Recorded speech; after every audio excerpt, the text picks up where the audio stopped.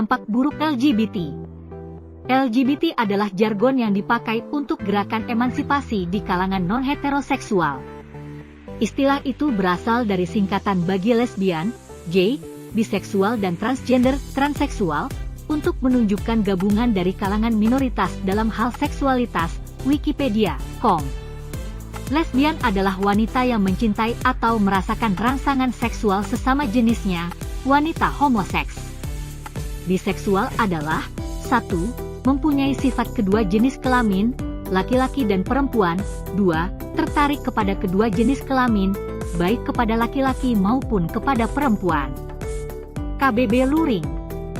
Gay adalah pria yang mencintai dan merasakan rangsangan seksual sesama jenis, pria lainnya. Transseksual adalah perilaku seksual yang menembus batas-batas kenormalan, abnormal. Kerusakan pertama kaum ini adalah pada pikirannya dan yang kedua adalah pada informasi yang diserap. Seperti yang kami tampilkan pada tulisan-tulisan sebelumnya bahwa pengendali kehidupan manusia di bumi ini adalah otaknya. Jika hendak mempengaruhi dan mengubah seseorang maka seranglah pikirannya. Pikiran yang telah dibius oleh informasi tertentu selama beberapa waktu dan terus-menerus akan mempengaruhi sikap secara perlahan tapi pasti. Bisa dikatakan bahwa kaum LGBT adalah mereka yang pikirannya kosong, bodoh, tidak ada kerjaan dan atheis, yang terus-menerus terpapar oleh informasi yang salah selama beberapa waktu, menahun. Kami dahulu mengenal beberapa orang yang sifatnya tomboy dan beberapa teman laki-laki juga agak kebanci-bancian.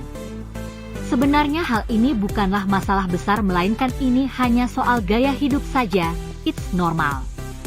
Akan tetapi ketika seorang perempuan yang tomboy dan laki-laki yang ada bencong-bencongnya mengisi pikirannya dengan membaca tulisan, gambar, video dan karya-karya lainnya yang khas LGBT maka kisah hidup mereka kelak akan terjerumus pada dosa-dosa yang tragis. Kami hendak mengajak lebih banyak orang untuk mulai berpikir jernih dan mempertimbangkan baik-baik sebelum memutuskan untuk menjadi LGBT. Kerusakan kaum mereka bukan saja dalam hal penampilan melainkan lebih kepada kelainan seksual yang berlebihan. Pada dasarnya, semua ini berawal dari bias informasi yang diterima dan diyakini. Keadaan ini semakin diperparah dengan menurun, berkurang bahkan menghilangnya pengendalian diri terhadap hawa nafsu yang sesat. Berikut ini beberapa bahaya dampak buruk LGBT. 1. Haus akan pengakuan.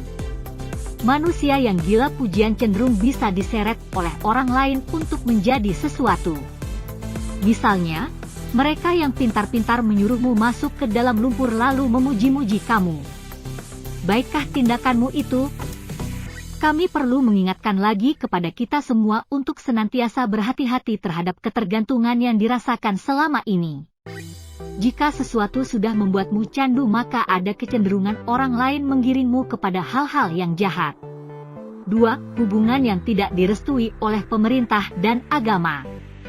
Zaman sekarang, semakin minim negara yang merestui pernikahan LGBT. Hanya negara-negara sekuler, atheis di Uni Eropa sajalah yang masih mengizinkan pernikahan sejenis. Bahkan Paman Sam yang dari awal telah mengesisikan undang-undang ini pun ikut mundur sehingga tidak lagi mempertahan pernikahan sejenis, laki-laki dengan laki-laki dan perempuan dengan perempuan. Ini merupakan salah satu langkah yang luar biasa dari Presiden Trump. Mau bagaimana nasib hubungan pasangan ini ke depannya bila dua organisasi terbesar di dunia tidak mendukungnya? 3. Cenderung gonta-ganti pasangan. Hubungan antara dua manusia yang dari awalnya tidak sah maka kedepannya pun akan berjalan terpontang-panting, pincang. Sebab ada beberapa pihak yang tidak merestuinya termasuk lembaga pemerintah dan lembaga keagamaan. Kedepannya pun nasib dua pasangan ini akan menjadi sangat tidak jelas sehingga tujuan hidupnya pun ngawur bahkan rasanya tidak ada lagi arti hidup ini sehingga cenderung gonta-ganti pasangan demi berburu hawa nafsu sesat. 4. Beresiko menyebabkan penyakit seksual. Ada banyak penyakit seksual di zaman sekarang ini. Merupakan dampak kesehatan terhadap perilaku kaum ini yang cenderung mempraktekkan gaya bercinta yang aneh dan tidak pantas sekaligus beresiko merusak organ. Misalnya saja anal seks yang dapat merusak otot pubocacegeus, otot kegel, sehingga membuat otot di sekitar dubur lemah dan sering lepas kendali. pipis di celana tanpa sadar. Selengkapnya, praktek hubungan seksual yang kurang tepat. 5. Biasanya menjadi atheis. Dampak sosial berikutnya saat Anda memilih untuk menjadi seorang penyuka sesama jenis adalah tidak diakui oleh agama manapun, khususnya di Indonesia. Anda pun tidak mungkin memaksakan diri untuk berkeyakinan jika para petinggi di sana saja melarang pengikutnya untuk menjadi LGBT. Akhirnya, penolakan semacam ini akan menggiringmu untuk menjadi seseorang yang tidak lagi percaya dengan keberadaan Tuhan lalu menjadi seorang atheis. 6. Gila akan kebutuhan materi. Biasanya mereka yang tidak memiliki Tuhan di dalam hati juga tidak memiliki prinsip hidup karena pikirannya sering bahkan selalu dalam keadaan kosong. Inilah juga yang mendorong otaknya mudah dihasut oleh orang lain, iklan, televisi dan lainnya, dan pikiran cenderung melayang-layang kemana-mana. Sadar ataupun tidak, hal-hal semacam inilah yang membuat seseorang cenderung menggilai, haus materi. 7. Beberapa dijauhi oleh keluarga. Patut diketahui bahwa beberapa kaum keluarga tidak menyukai perilaku seks yang menyimpang semacam ini. Walau ada yang merasa tidak masalah, namun kemungkinan untuk ditolak sangat besar. Akan muncullah masalah baru di mana Anda membutuhkan dukungan namun tidak ada kaum keluarga yang datang sehingga Anda pun mulai dari sini Anda menyadari bahwa jalan yang dipilih selama ini telah merusak kehidupan. 8. Teman-temannya itu-itu saja. Beberapa teman yang awalnya belum kenal akan tetap ramah di sisimu. Akan tetapi setelah mereka mengetahui kedok sebenarnya maka mulailah menjaga jarak dengan Anda. Status sebagai pemilik orientasi seksual yang kacau balau akan membuat hidup kita berantakan. Semua ini telah menjauhkan kita dari pergaulan sehari-hari. 9. Beberapa lahan pekerjaan kurang menerima orang-orang semacam ini. Ada beberapa tempat kerja yang tidak menyukai kaum ini, bahkan saat melamar kerja saja maka orientasi seksualnya segera ditanyakan baik secara langsung, wawancara, maupun secara tidak langsung. Kita his infotainment. 10. Rentan stres. Ini merupakan akibat dari penolakan yang semakin luar biasa. Tanpa disadari, tekanan yang datangnya bertubi-tubi dari luar telah meluluh lantakkan suasana hati.